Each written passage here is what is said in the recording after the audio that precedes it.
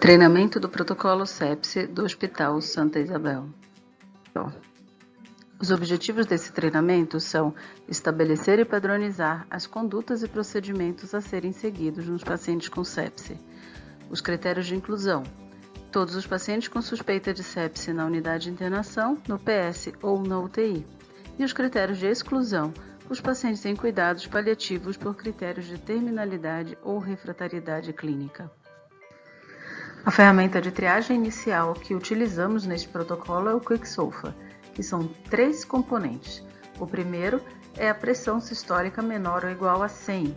O segundo é uma alteração do estado mental, que significa um Glasgow menor do que 14.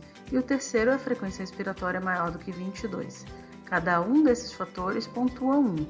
E um QuickSOFA maior ou igual a 2 está associado com um aumento da mortalidade intra-hospitalar de 3 a 14 vezes.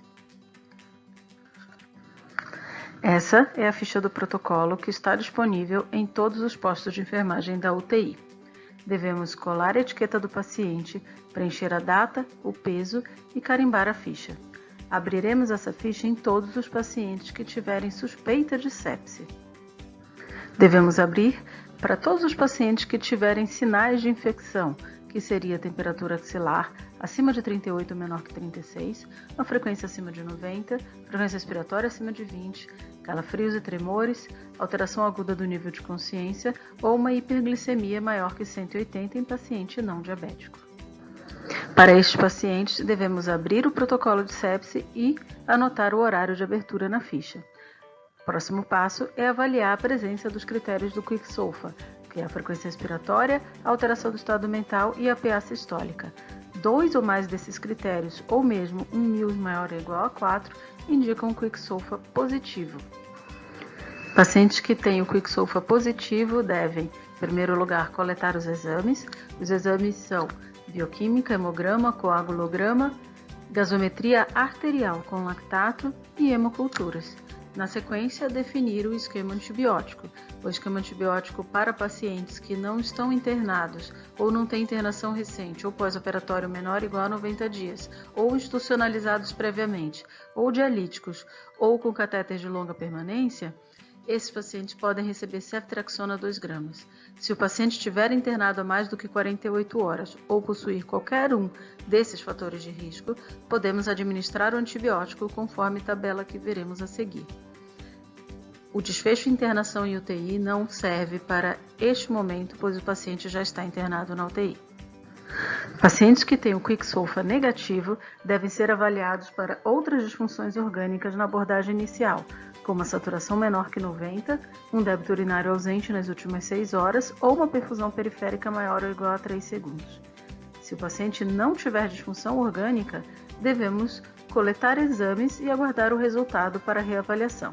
Os exames são bioquímica, hemograma, coagulograma, além de gasometria, que pode ser venosa com lactato.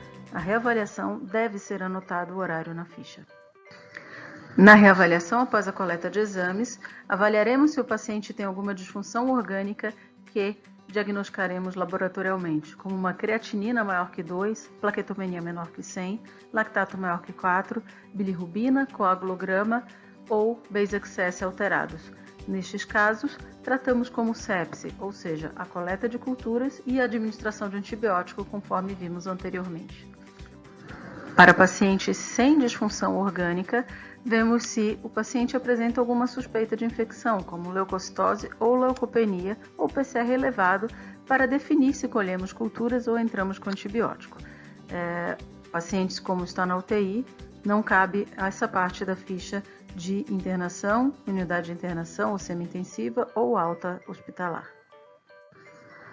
Conforme o Surviving Sepsis Campaign, esse é o bundle da primeira hora que deve ser realizado em todo paciente com suspeita de sepse ou choque séptico. É a coleta do lactato sérico e a reavaliação deste lactato em casos de lactato aumentado maior do que 2 mmol.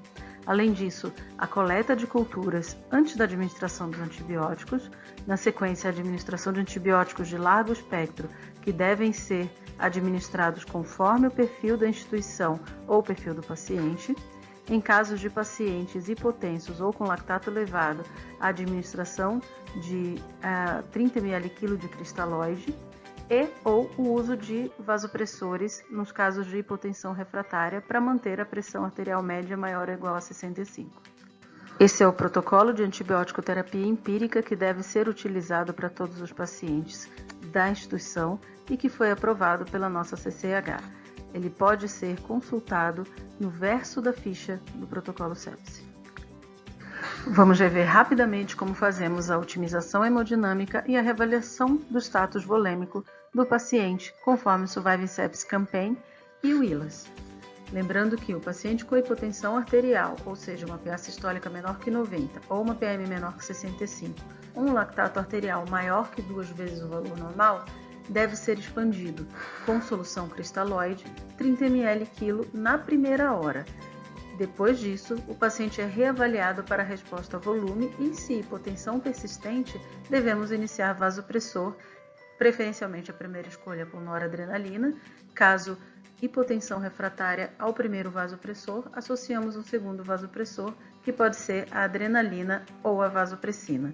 Na sequência, coletamos o segundo lactato para reavaliar o clearance de lactato.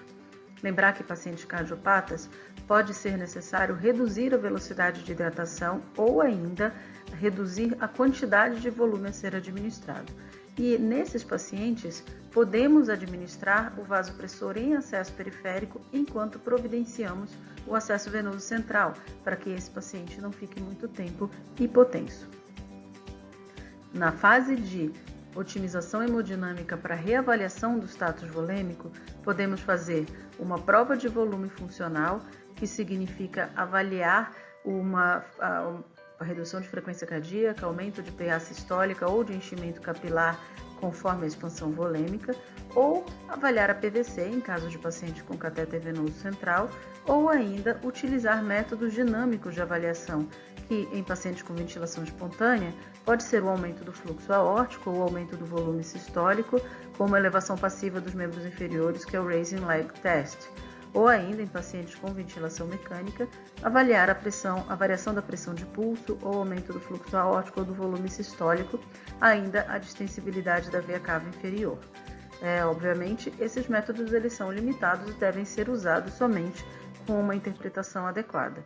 Além disso, em associação, fazemos avaliação das variáveis perfusionais, a presença de livedo reticular, o enchimento capilar, a temperatura das extremidades, o nível de consciência, a presença de diurese e o débito urinário por hora.